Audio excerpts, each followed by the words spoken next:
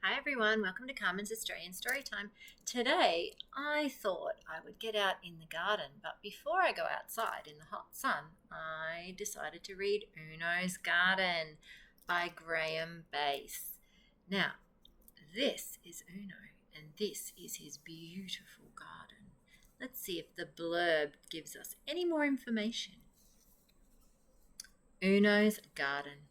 When Udo arrives in the forest one beautiful day, there are many fascinating and extraordinary animals there to greet him, and one entirely unexceptional shortle pig. I wonder what a shortle pig is. Uno loves the forest so much he decides to live there, but in time a little village grows up around his house, then a town, then a city, and soon Uno realizes that the animals and plants have begun to disappear. I think that happens all over the world, don't you? It's even happening in my little village called Caloundra. It's growing and growing and growing.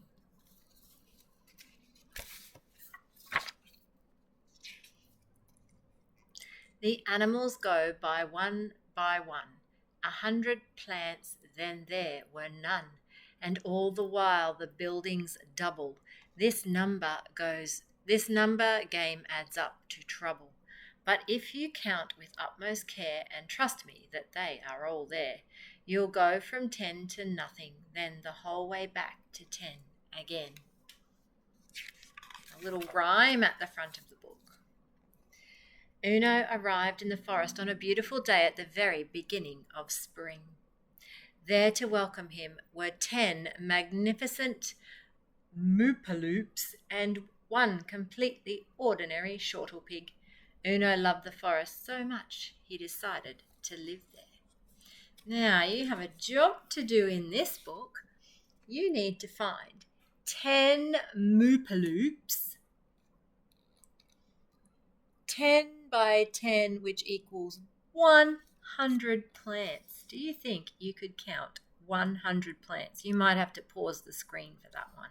I think that's going to take you a while. Start with 10. Do them in groups of 10. Then there are 0 buildings and 1 shortle pig. So I'm thinking this must be the shortle pig. What do you think? Have a look. Can you see 10 moopaloops in there? See if you can count them. And then go for your life on the plants, man. You're going to be there a while.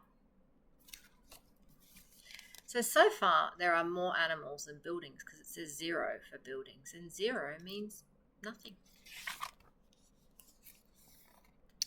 Uno climbed above the treetops. The forest seemed to go on forever. Swinging through the branches were 9 leaping lumpy bums and the completely ordinary shortle pig.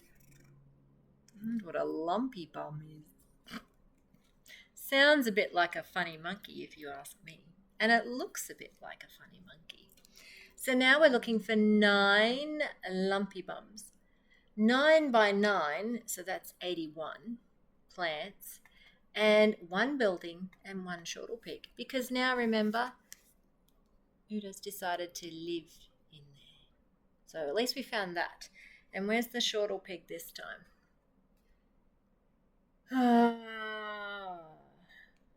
Oh, where is he? Let me see. You've probably seen him already. I'm a bit slower at this. He must be hiding very well, I would say. Oh! No, is that him? I don't know. He's very good at hiding. I don't think I can see him. Others followed Uno. They loved the forest too. They built houses and boats, watched by 8 feathered frinkle pods. A frinkle pod? And the shortle pig, of course. Uno began work on a little garden. So other people have decided to come and build there as well. And that's how villages start.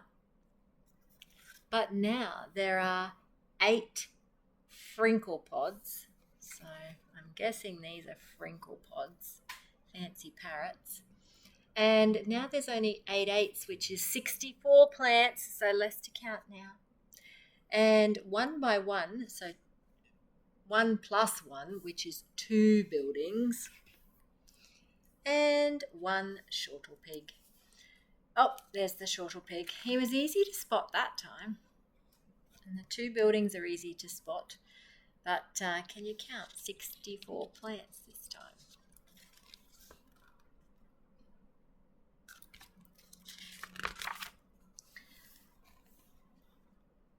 The fishermen's children played games amongst the trees. They counted 7 playful paddle butts, plus 1 shortle pig. A little village grew. Can you see the shortle pig this time?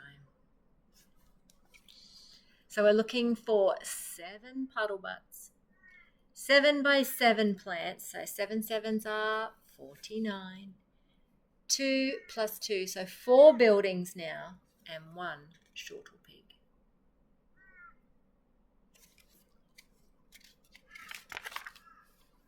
Some hunters went into the forest looking for sneaky snagglebites. There were 6, but the hunters didn't catch them, or the shortle pig. Well, I'm happy about that. So 6 snuggle bites, 6 sixes, which is 36 plants, and 4 plus 4, 8 buildings now, and 1 shortle pig. This village is slowly growing. Tourists came, oh no. They saw the timid tumbletops, but that was all. Uno kept working on his garden, and the village became a town. So now there are 5 tumbletops, 5 fives, which is 25 plants. We're getting very, very low on the plants now, aren't we? And 8 plus 8, which is 16 buildings. That's a lot of buildings now, and not very many plants, is it? I think the numbers are not adding up very well now. And of course, 1 shortle pig. Let's see if I can find him. I'm terrible at this. You guys probably spotted him a mile away. No, I can't see him. He's hiding. Tell me if you can see him.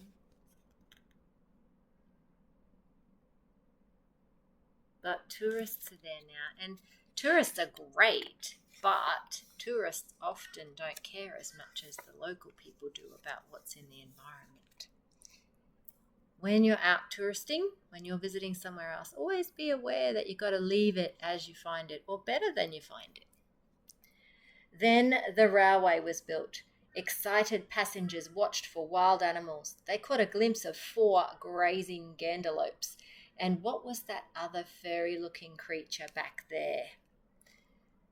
There's 4 gandelopes, 4 by 4, 16 plants now, and 16 plus 16, which is 32 buildings. Okay, so now we got a problem because now we've got more buildings than we have plants. And a train line.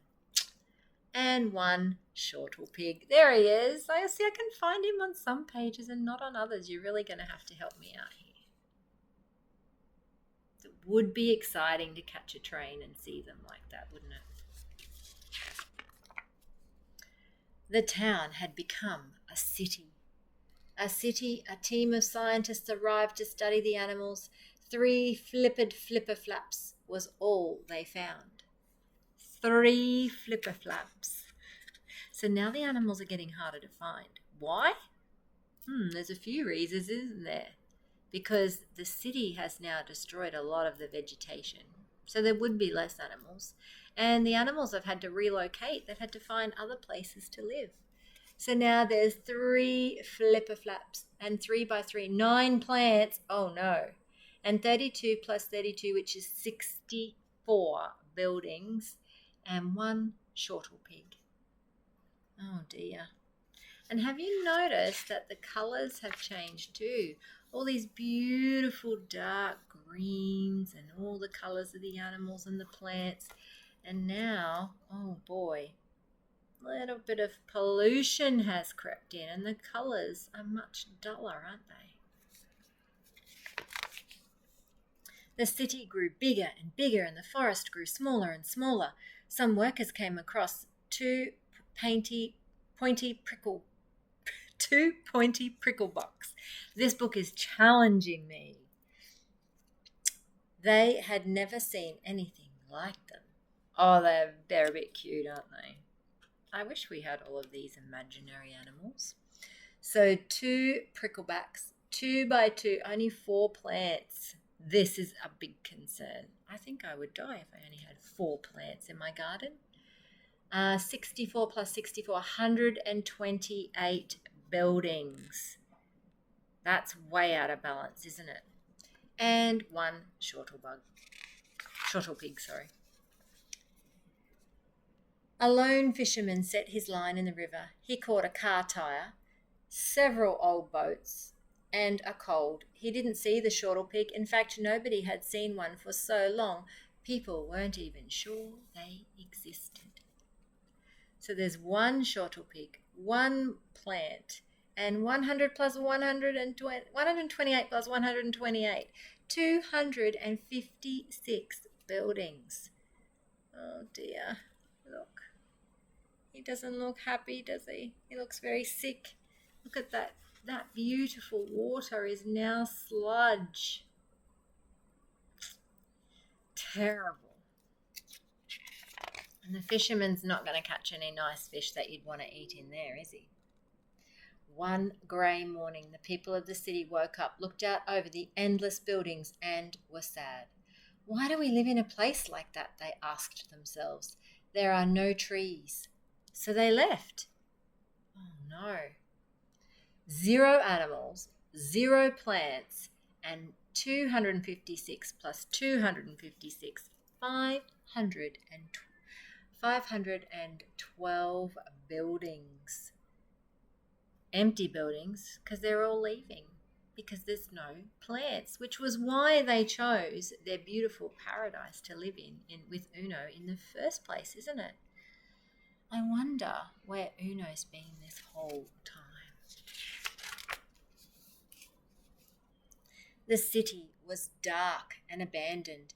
Uno opened his door and looked out. Sitting there in the garden amongst the plants that Uno had saved was a shortle pig, completely ordinary in every way, except that it was there. So it's found his garden. The shortle pig lived in Uno's garden for many years. The city crumbled, forgotten. The shortle pig grew old and died. So did Uno. But his garden lived on. 1 shortle pig, 1 leafy tree, and 1 old shack. So Uno's the only one left. Thank goodness he was very good at keeping his garden because he could live off the food that he grew in the garden. Uno's children continued to care for the little collection of trees and plants, and so slowly the forest returned. So Uno must have taught his children about caring for the environment and looking after things. The children kept a diary of their discoveries. 2 pointy pricklebacks, 2 feather ferns, 2 wigloos, but no shortle pig. Because remember, the shortle pig had died, and maybe he was the last one. Let's see. 3 flipper flaps. So the animals are slowly coming back because there's nobody there wrecking the environment anymore. 4 grazing gandelopes, 4 bobble grasses, 4 mountaintop lookouts, but no shortle pig, 5 timid tumbletops, 5, okay, this is testing me, smushel mushes, 5 gothic mansions, but no shortle pig. Can you see all of those things? The animals are taking over again and the environment is growing and coming back to life. Over the years, Uno's grandchildren added to the list. 6 sneaky bites, 6 shady blades, 6 mushrooms, but no shortle pig, 7 playful paddle butts. I like how the mushrooms, they're living in the mushrooms. That's pretty cool. Great illustrations. 7 playful puddle butts, 7 wine vines, 7 enviro habitation pods, but no shortle pig. So they're really thinking about what they're building and making in the city now. Their grandchildren added to the list too. 8 feathered frinkle pads, 8 triffids, 8 houseboats, but no shortle pig. So they're learning to live environmentally. Now they've got some houseboats as well. 9 leaping lumpy bums, 9 saucer weeds, 9 wigwams, but no shortle pig. Sorry, my book is very old.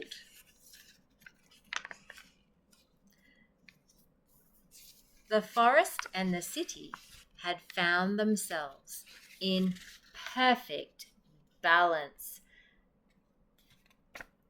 10 by 10, there was 100 animals, 10 by 10, 100 plants, and 10 by 10, 100 houses. Perfect balance. And that's what we have to think about when we're building cities and we are moving into environments and taking away the trees for the animals and the places that they need to live. So the back of the book has a little bit of factual information now about finding balance. It says getting the balance right is not always easy, especially between what people need and what nature needs. And it's surprising how quickly things can change when you're not looking. A gradual decrease on one hand with a small but accelerating increase on the other hand can make a big difference. The number games in Uno's garden show how this can happen. So thank you for joining me on Carmen's Australian Storytime. I hope that you think about that, and maybe for every kind of rubbish that you create or that you throw out, you could think about maybe planting a tree in your garden or growing some vegetables in a vegetable patch so that you have the balance even in your home, right? Is your house full of concrete and material, man-made things? Or is your house a nice equal balance of garden and nature and material things? Something to think about. Thank you for joining me on Carmen's Australian Storytime. Get outside and go plant something. Bye for now.